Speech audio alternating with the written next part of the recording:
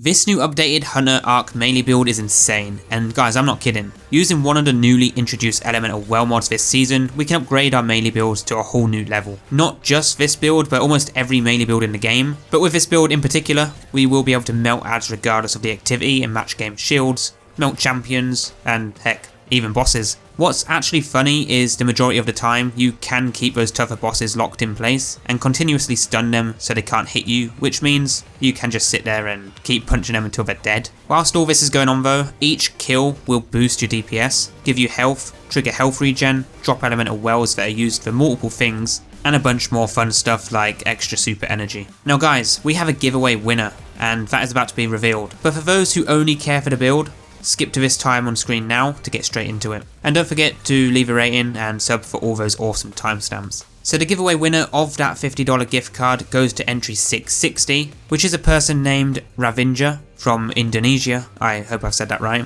So congratulations for winning. I will be in touch with the email you provided within the next few days for you to get that prize. And that does conclude this giveaway. But for those who didn't win, stay tuned for more. Now guys, roll that intro.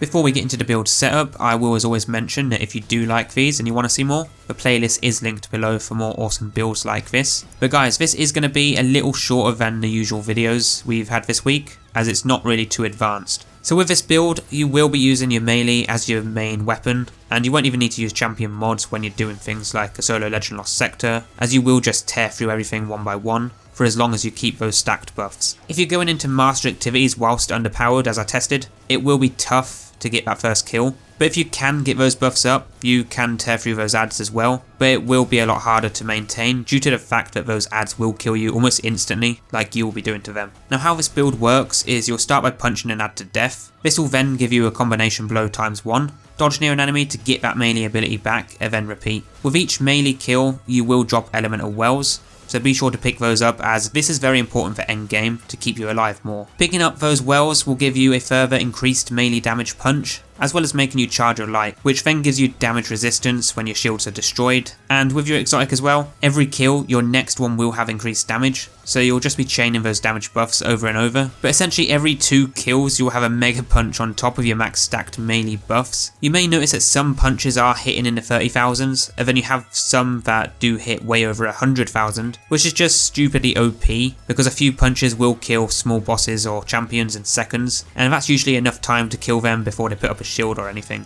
But your main important thing you need to focus on is to pick up those elemental wells, or this build will not be as effective in those harder activities, and you will just end up getting completely hammered. But if you can use this build right, you'll have no issues at all. So diving straight into the setup of this build, for the loadout we're not restricted to anything specific, so you can use anything of your choice, but I'd strongly recommend a shotgun with 1-2 punch to further increase your melee DPS, as well as a sword with passive guard to escape when things get a bit rough. So these are the 2 weapons we'll be using for this build, but again it's not required for the build to work, so go with whatever you're most comfortable with. For the subclass we are running the top tree Arcstrider, which comes with a combination blow where each melee ability kill triggers health regeneration and increases your melee damage, stacking up to 3 times. This buff lasts 20 seconds, which will give you enough time to run to a boss and deal huge DPS punches for a while. But the next subclass perk we have is Combat Flow, where melee kills recharge your dodge, and what's funny is your Gambler's Dodge will actually recharge your melee, so you'll just have those 2 abilities on a loop and it will never run out. Now the exotic we're using is Liar's Handshake, and we'll get to this shortly, but for the helmet mods we do have Well of Irons, which is an Arc Elemental Well mod, and this will always be active because we'll generate them on every kill, but this will increase the damage of your melee for 10 seconds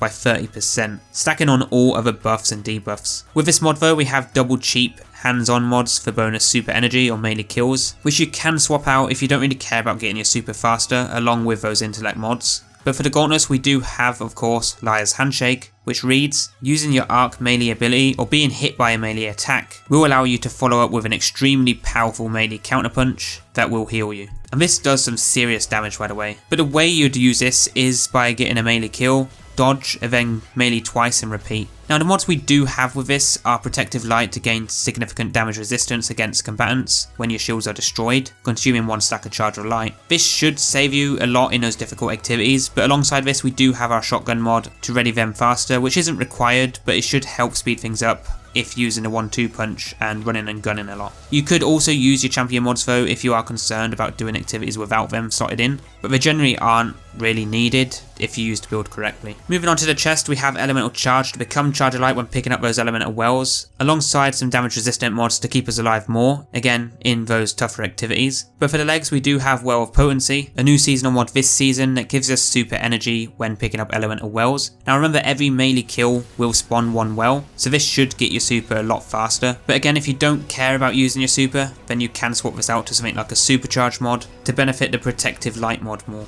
Lastly though, for the class we have Melee Wellmaker, a new Elemental Well mod introduced this season, and guys, this thing is no joke when you use this with melee builds, but this will allow you to spawn those Elemental Wells matching your subclass from powered melee final blows, which we will always have, but with this mod I went with Passive Guard for our sword just to escape those rough situations you might get in, as this does let you survive a stupid amount of incoming damage. Now for your stats, if you care about getting your super fast, then you can max out Intellect, but if you want to be more effective with your melee build, you should go with Recovery and Resilience, so you have that faster shield regeneration rate and can take more damage. So the artifact setup is this right here if you wanted to see that, but I do change my artifact with each build setup. And the last thing I want to point out is that if you don't want to use Liar's Handshake, then your alternative exotic will be Assassin's Cowl, which will let you go invisible on melee kills whilst also getting that healing benefit. Great for being more sneaky, but your melee DPS won't be the best, but it's more like a safer version of this build. Now overall with this build, I have to say it's pretty OP when you've got all those buffs stacked on top of each other, but if you can maintain that consistency of buffs, then you will do some serious damage and melt bosses like they're nothing. But guys, that is all for this new PvE Hunter build in Destiny 2 Season of the Lost, or Season 15. Next you should go check out the playlist for more awesome top builds in Destiny 2 2021, but for now, give this one a try as always, and guys,